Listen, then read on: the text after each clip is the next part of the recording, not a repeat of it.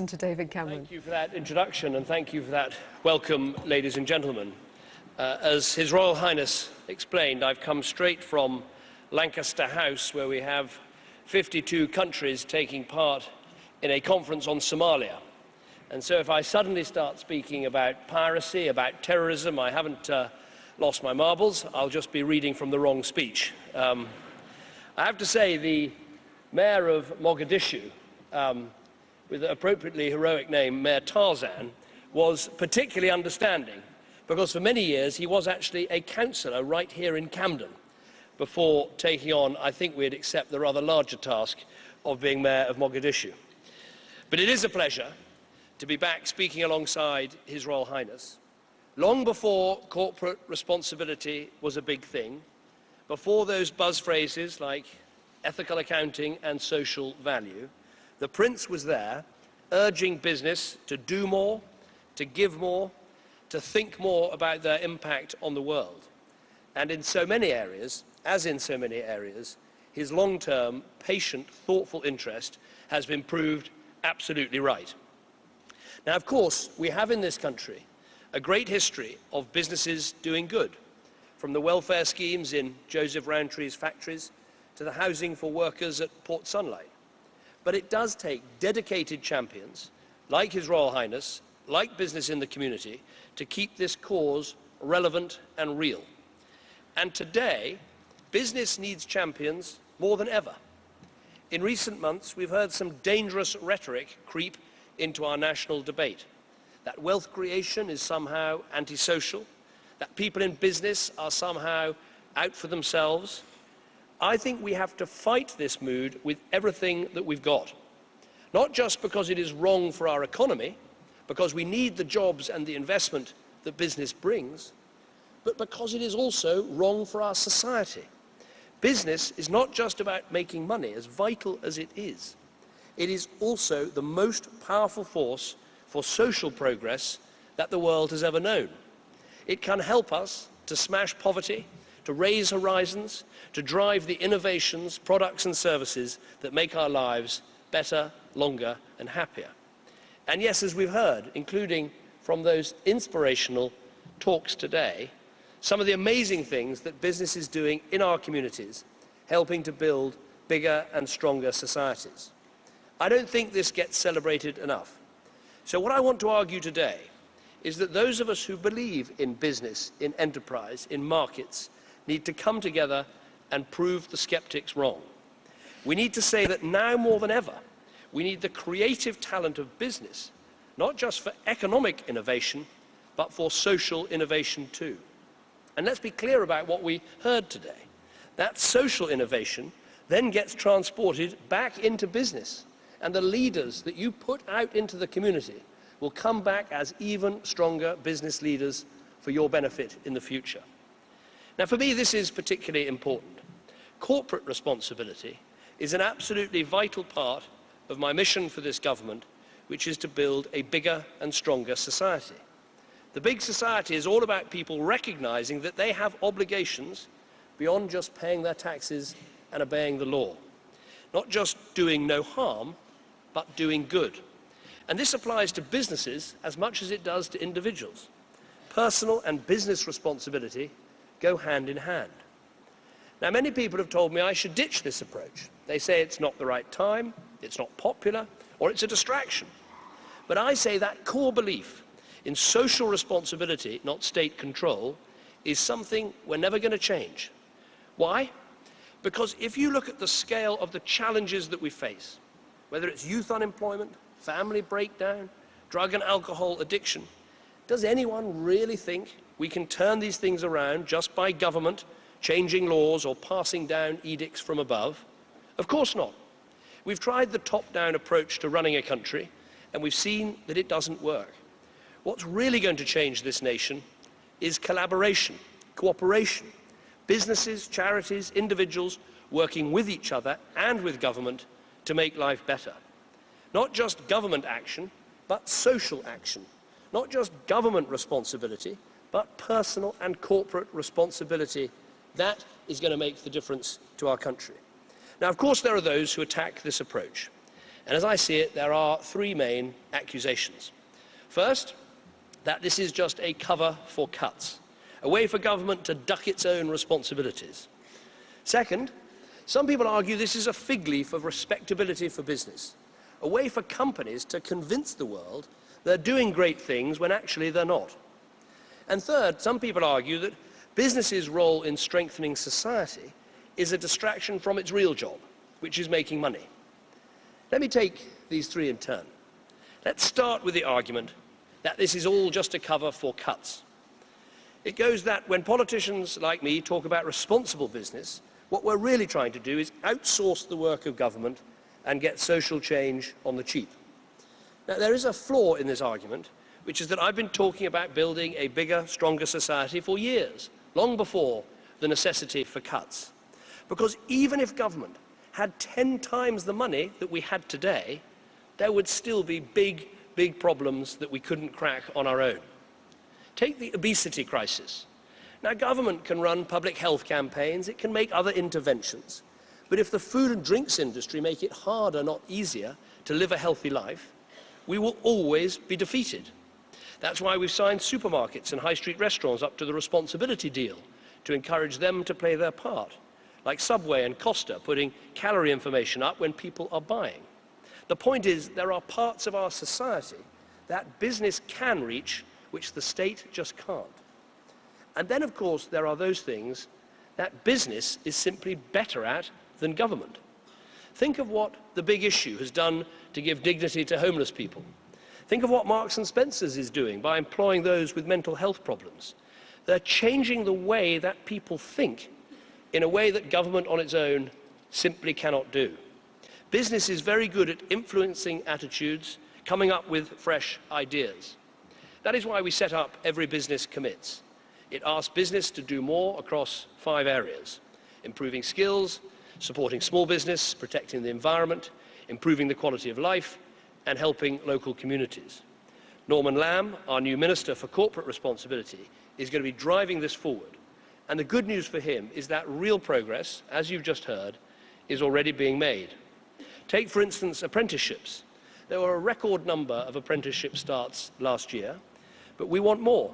So we sent out the call for more companies to come forward and offer them. And the response is that we've had 5,500 new apprenticeship places already offered since the start of this year. I believe this is a powerful answer to the critics. Asking business to do more, that isn't about making do and mending, it's about making things better. And while we're arguing this, I think we've also got to take on what are, frankly, some pretty snobbish attitudes. The snobbery that says business has no inherent moral worth like the state does, that it isn't really to be trusted, that it should stay out of social concerns and stick to making the money that pays the taxes. We see this in the debate on education. Put a young person into a college for a month for learning unpaid, and it's hailed as a good thing. Put a young person into a supermarket for a month's learning unpaid, and it's slammed as slave labor. Put a child into a great school run by a local authority, that's a cause for celebration. Put them into a great school backed by a bank, and that is a cause for suspicion. Frankly, I'm sick of this anti-business snobbery. I see companies like UBS sending their workers into the Bridge Academy in Hackney, raising those children's sights. I see Barclays offering over 3,000 work experience placements for pupils, and I say this has got nothing to do with cuts and everything to do with improving our country, and frankly, it should be applauded rather than talked down at.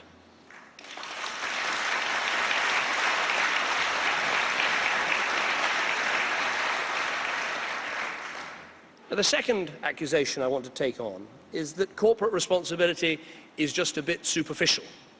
It's the idea that companies are winning people over without actually helping to change the world. Now, the truth is that when this movement first began, there was an aspect of it, there was some of it, which was quite superficial. You did get some companies practicing a sort of moral offsetting, allowing irresponsible things to happen day after day, then once a year making a big payout to charity to ease their conscience. But over the last 2 decades, corporate responsibility has changed utterly. Today, it is all about integrating your values deeply into the soul of your business. So Starbucks don't just give millions to charity, they also help coffee farmers all over the world to boost their incomes. BT don't just support charities like Childline, they have a great track record in supporting women back to work after maternity leave. Now, the Business Connectors approach we've seen absolutely embodies this approach. Companies like Sainsbury's, like Greggs, like Lloyd's aren't just saying, here's some money. They're saying, here are our people. Here are some of our best people, our store managers, our executives, our directors. And they're now, as you've heard, helping shopkeepers devastated by the riots, setting up mentor schemes, giving a boost to local charities, making a real difference on the ground. And as I've said, when they're finished as business connectors, they'll go back to their businesses absolutely fizzing and buzzing with new ideas. That's what this is about, doing good and doing well out of it.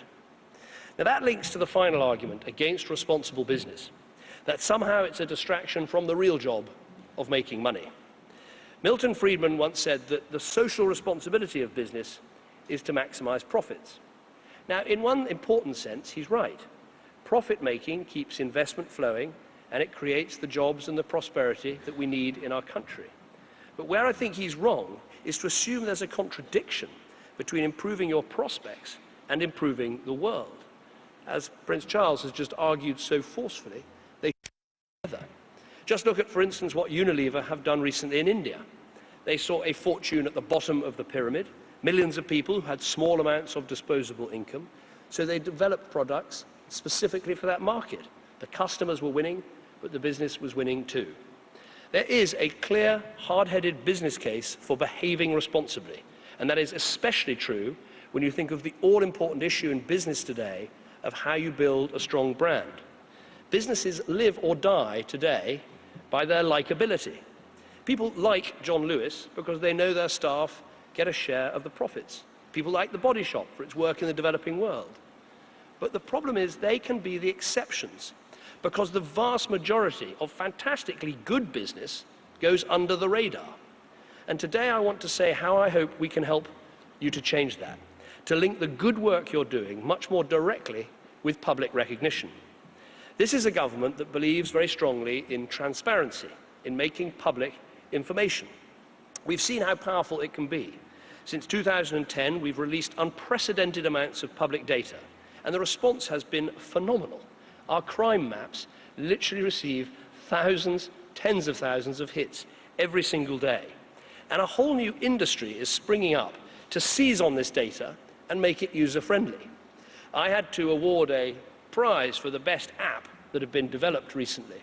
And as I went round the room in number 10 Downing Street, I realized that almost every single app was actually making use of government information.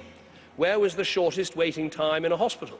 Where was the safest street in our country? Which universities had the best results? Which departments were wasting the biggest amount of money? All this information is now available, not just creating better government, but creating business opportunities too. All of this is backed by new technologies. Amazon now has an app that lets you scan a product in a shop and see in seconds if you can get it cheaper elsewhere. Now just imagine the possibilities of that for responsible business. You could get people choosing their mobile phone company not just on tariffs, but on carbon emissions, or choosing supermarkets not just on price, but on their values and how green they are. Now I know many of you in this room are already very open, but the truth is not enough are, and most consumers don't know where to find out that information anyway. We think this needs looking at, and I know that many of you do too. Let me be clear, we are not talking about heaping more burdens on you. We want business to lead, devise, and shape this new era of transparency. So today I can announce we're setting up an informal working group called the Open Business Forum, chaired by Philip N. Green, our advisor on corporate responsibility. This is going to bring together companies like yours. It's going to ask how we can make business more transparent without making life more difficult, but with the help of government. And for smaller businesses, we've teamed up with companies to launch something else, an online directory called Trading for Good, showing where small businesses are doing good things so consumers can know about it and reward them for their work. All this could, I believe, be a new frontier for corporate responsibility, giving more power to the consumer, changing our culture, and above all, reinforcing that vital link between responsibility on the one hand and profit on the other. I want to end by reiterating my core message to you today. Free enterprise is the best imaginable force for improving our lives, and it has a powerful role to play in renewing our country. As we go forward together, I want the relationship between this government and business to continue as it started, not leading you, but collaborating and cooperating with you. Not bossing from the top down, but encouraging the changes you're making from the bottom up. Working together for more responsible business, for a bigger and stronger society, and above all, for a better country. Thank you very much indeed for listening.